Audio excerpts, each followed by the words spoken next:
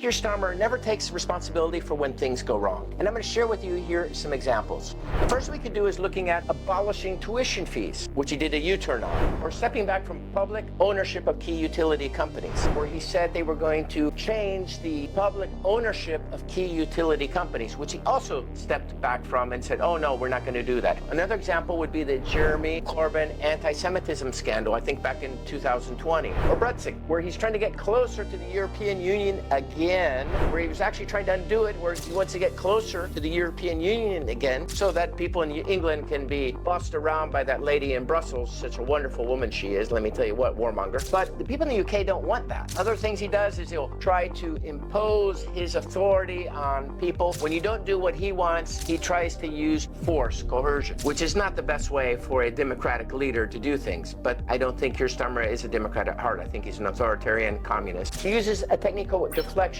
Deflection is where you blame the circumstances on other people in the party. Remember the 20 billion pound black hole for the reason of cutting the pensions? But then he found 6 billion to invest in Ukraine for the war there. So obviously there's something there that doesn't make sense to me. He'll blame it on maybe party panels or due process or some other mechanism where he's not responsible for what just happened. But the truth of the matter, Keir Starmer, he's always responsible for what happened because he's the leader. He chose that he wanted to be Prime Minister of England. He was elected by the Parliament to be Prime Minister, but he doesn't take responsibility for that important position. He's the worst Prime Minister UK's had, at least in my lifetime. And I believe the people in the UK, you guys really do deserve something much, much better. Business leaders, if you've enjoyed this video, don't forget to smash that like button. Leave us a comment, or even maybe you want to subscribe. Have a great day.